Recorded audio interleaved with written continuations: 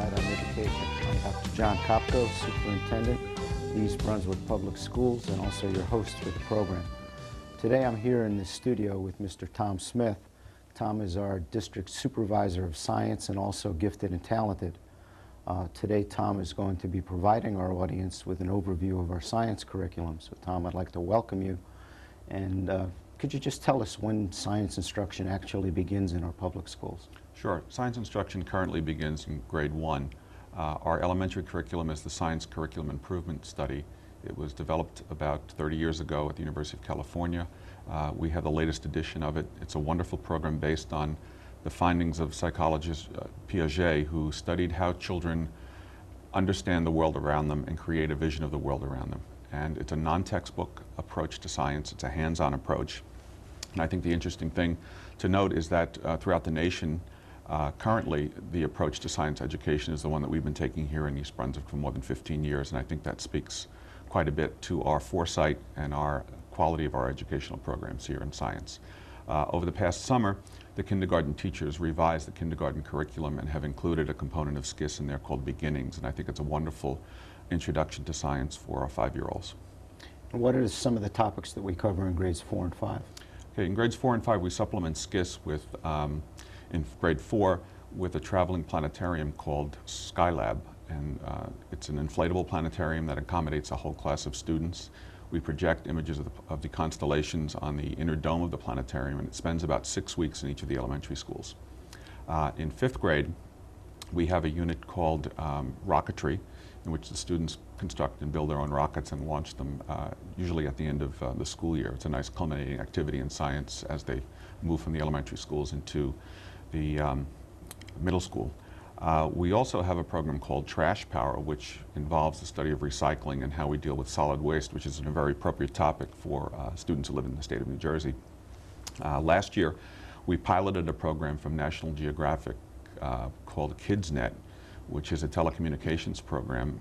The title of the particular unit that we field tested was Too Much Trash. And the interesting thing about it is that we piloted this program in which students from Lawrenceburg, Irwin, and Central schools were hooked up with students throughout the United States, Canada, Japan, and Germany.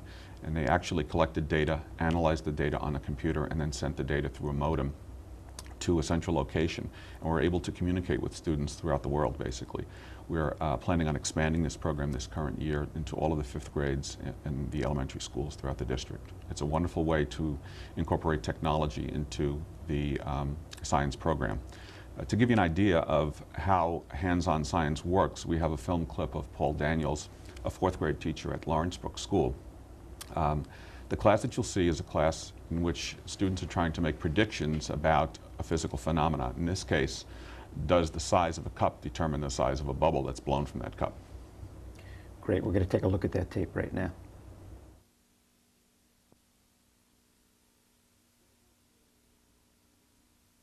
Today, boys and girls, we'll be working with some materials that you already have and some that you will be receiving in just a moment to conduct an experiment that will help you to improve your ability to predict what you think is going to happen. In a few moments, we'll be using these measuring tapes to measure the size of bubbles. You have made bubbles with bubble pipes and soap bubbles. You've seen them in the dishpan in many instances around your house. We're going to be working with this, which might be, as I say, it might get a little sloppy, but our goal today is to allow you to be able to predict what you think is going to happen. The reason we're going to do this is because I'd like us to get into the habit of acting in this classroom the way scientists act when they do whatever it is they do. In the class, what we'll be doing in a few moments is making a bubble pipe rather than go to the store and buy an expensive bubble pipe. I'm going to make one with a straw and a cup. Cool. And have a bubble pipe. Whoa. I'm going to make them in different sizes. Using different size cups. I'll put this one. The question that we're going to start out with is, does the size matter? Does the size of the cup make a difference in the size of the bubble that it produces. On the piece of paper that you have in front of you, I'd like us to write the question that we're starting out with. Let me...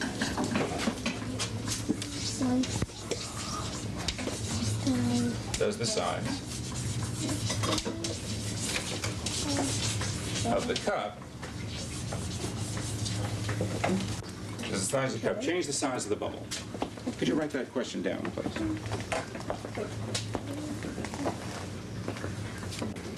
What's your prediction? You're going to be using 3 different size cups. What difference do you think it's going to make, if any? Michael? The fatter the cup, the bigger bubbles. The fatter the cup, the bigger the bubbles. Okay. That's the Michael Dowling theory. The fatter the cup, the bigger the bubbles. Anyone have a different thought or another way to put that? Ben? I don't think it's the size of the cup, but how much room is in the cup and how hard you blow. How much room is in the cup? Yeah. Okay. You made it with a straw, huh?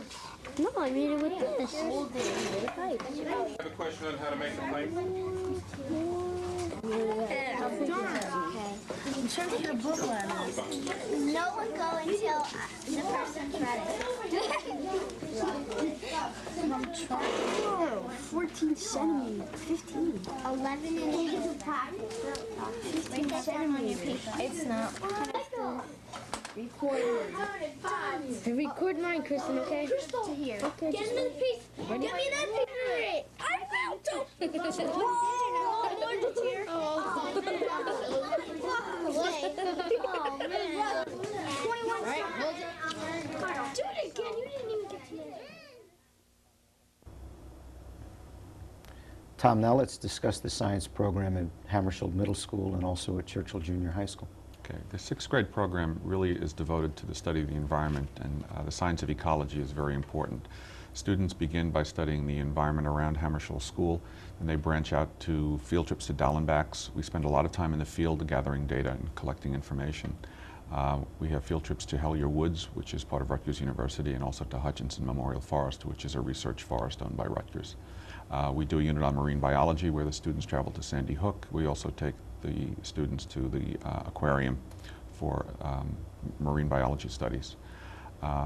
The 6th grade experience culminates with a resident program at the School of Conservation and Fairview Lake Camp up in Sussex County.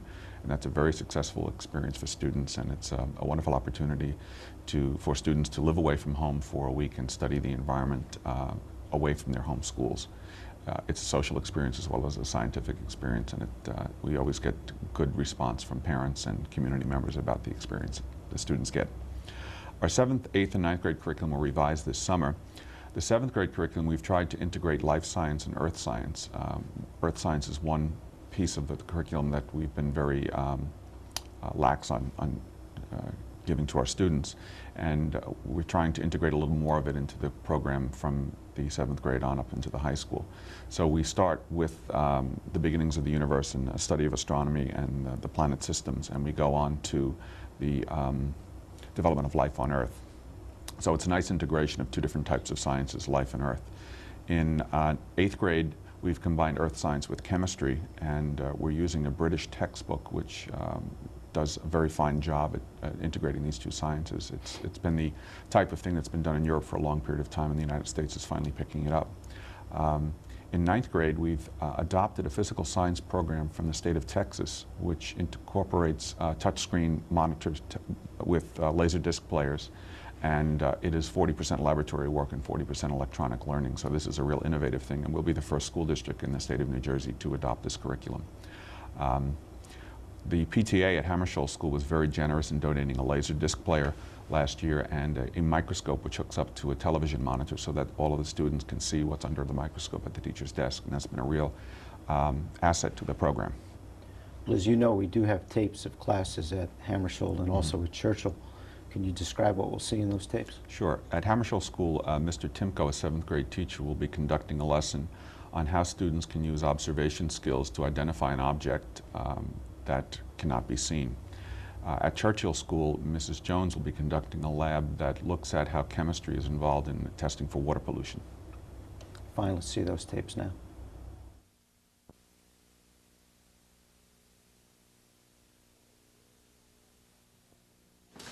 Okay, today we're going to talk about something that is inevitable in your lives. Inevitable means that sooner or later you are confronted with it, you are faced with it. Does anybody have any idea what I might be talking about? Danielle? Problem? Yes, how did you know? Because it's written in It's written on the board in big letters. Good observation, okay? Problems. Problems, okay? And the thing with a problem, folks, is you have a choice. You could either run from it, make believe it isn't there, which is not going to really do any good. You can try and hide from it, but it will find you. And all the time while you're running and hiding, you're not really growing, okay? It's because you haven't confronted the problem. All right? The other choice, and one that I would strongly suggest, is that you confront the problem and work it through to try and find a solution. Problems are opportunities in disguise, okay? Basically what they can do is they can teach you, all right? They can assist you. They can awaken dormant creativities within you, all right? They can show you different doors, open different doors for you. Okay, so a problem isn't something you really should shy away from. It's something you should meet head on and attempt to find a solution. All right. Now, in science, what scientists do if they're faced with a problem in the environment or in the lab, they use what is called the scientific method. Okay, that's all I'm going to say about that right now. It's just the scientific method, and we'll talk more about that a little later. Okay? What I'm going to do to you today is I'm going to confront each group, okay, confront you with a problem. And that problem is what is in this box. All right? Now you might think, well, just open up and see. You can't. You can't open it up and look inside. You can't bang it. Okay? You have to just use the senses that you have, the powers of observation, and try to determine what object is in this box. Now, you've seen, every one of you has seen these objects. All right? Each box has something different, but I guarantee you that every one of you has seen these objects.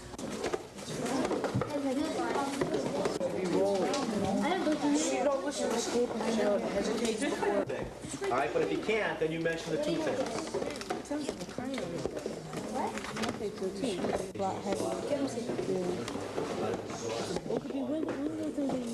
All right, now here's how we're going to do it. We're going to open one group at a time. While the group that I start with is opening the box, the rest of you try to think of what it might be. Listen to their information. Okay? So before you open that, let me ask you. First of all, what was the problem? What's in the box? What's in the box, being that you can't open it, right? Okay? Did you collect information, your data? Yeah. Okay, so like what? What were some of the characteristics of that item in your It box? sounded like paper was in it, or maybe leaves. It sounded papery, and you like could as it sound, rubbed against the bottom. and you could as it sound like was dirt moving. that was in it, maybe. So something maybe light? Yeah. Yeah. Okay. All right, what is your hypothesis? Well, Maybe we think that it's like a paper ball or maybe leaves. Paper ball or leaves? Okay, test your hypothesis. Okay, don't anybody else open yet. Okay, what they have here is, anybody know what this is? Danielle? That's a steel wool. Very good for camping, by the way, if you ever want to make a fire. Very, very good. Okay, we have to reject that, okay? But not bad. I mean, you had the characteristics. It was light, okay? So not bad. All right, let me go to this group here, Danielle and Dean.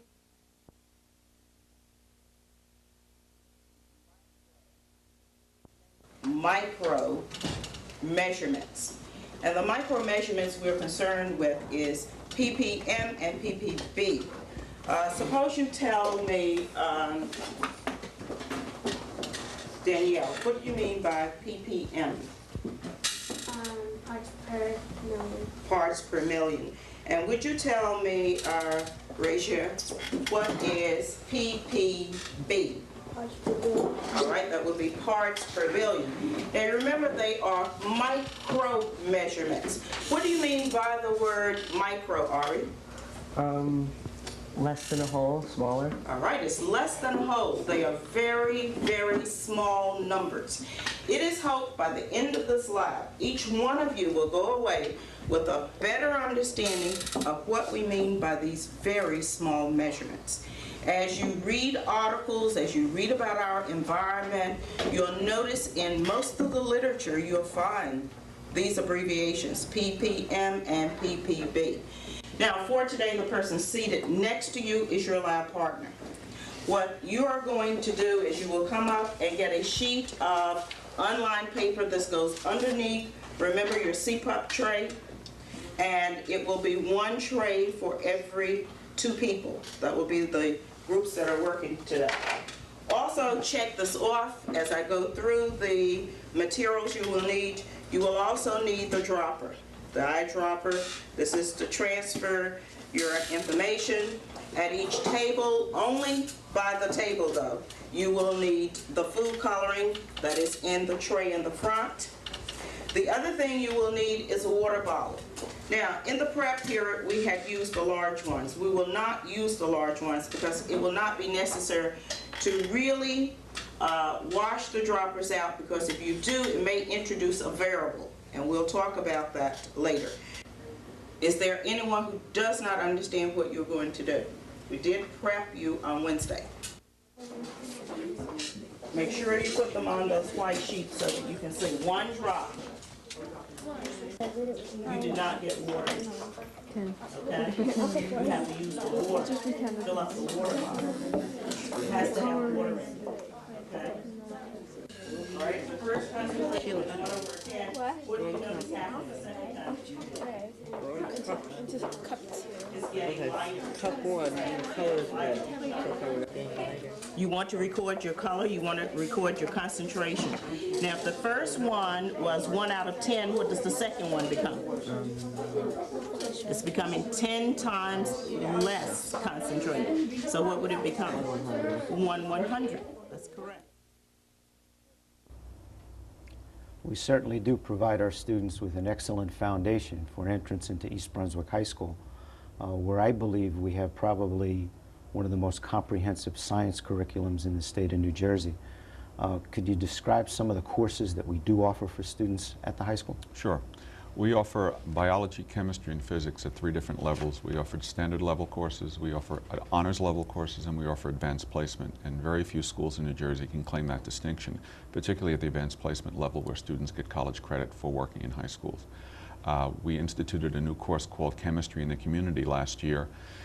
It was developed by the American Chemical Society, and it's a course that introduces students to the way chemistry affects their daily lives. It's a course for students who are planning to go on to a 4-year college but not necessarily major in the sciences. We offer some electives at the high school. We offer environmental science, 2 semesters of it. We offer astronomy, meteorology. Next year we're planning on offering a course in anatomy and physiology and a course in marine biology. We probably have more students taking physics than probably any other high school in the state of New Jersey. It's a very popular course, which is testimony to the skills of our faculty and the curriculum that we have. And the last clip that we have today shows Mr. Ed Weston teaching an honors physics class, and the topic of his class is the measurement of motion, distance, and over time. And you'll be able to see how students use a computer to capture data and to display that data on a TV monitor. So we're using technology to integrate with laboratory equipment in the physics program. We'll see that last tape now. Okay.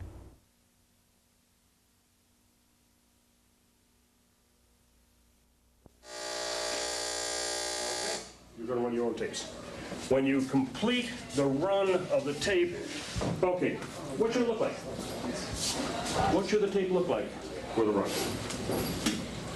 That should get further.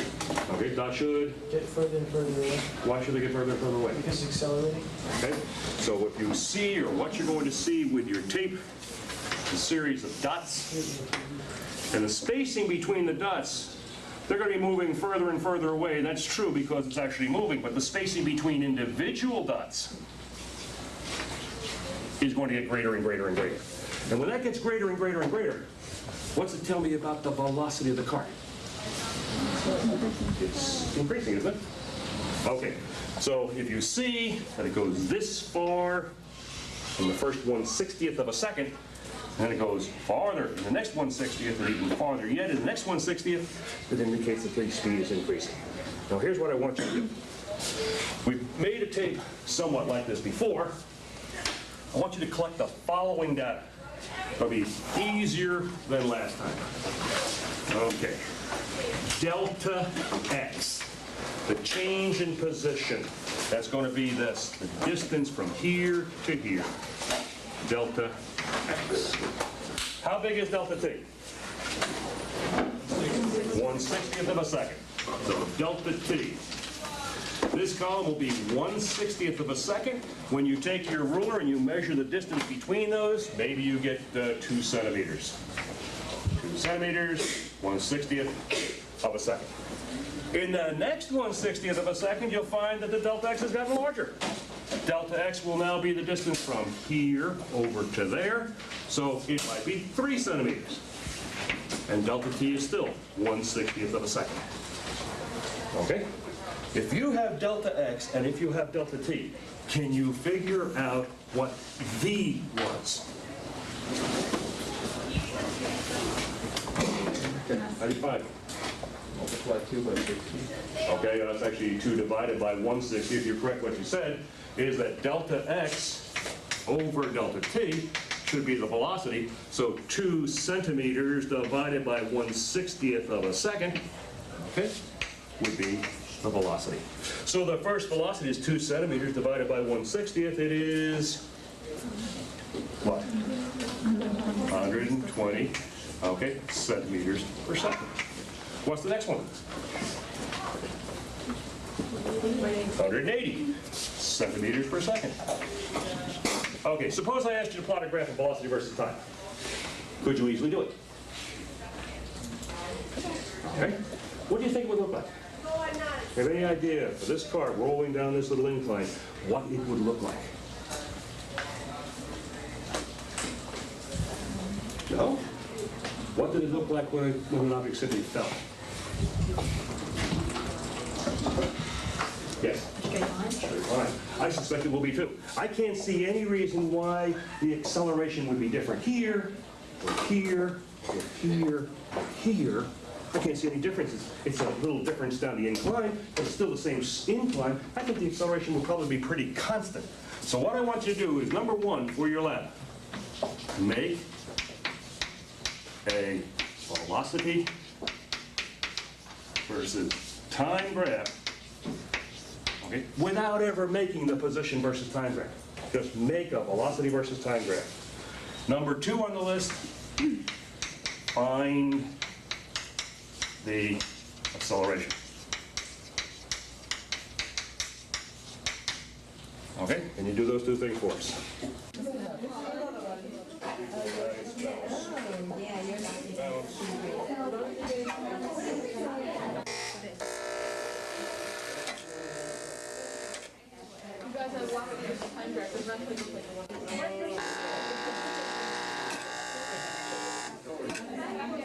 Maybe I'm gonna get messed up.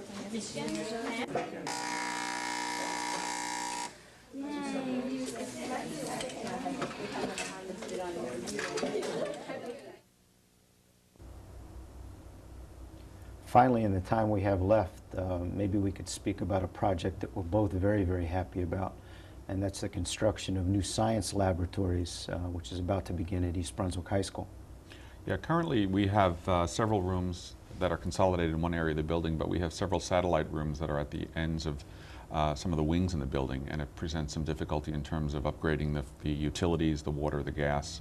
And also teachers have to run from wing to wing as their schedules change, sometimes with equipment or chemicals. So to rectify that situation, we've been able to put together through the board and your work, 6 new science classrooms, 3 physics classrooms, and 3 biology classrooms that will help to consolidate the science department into one area of the building.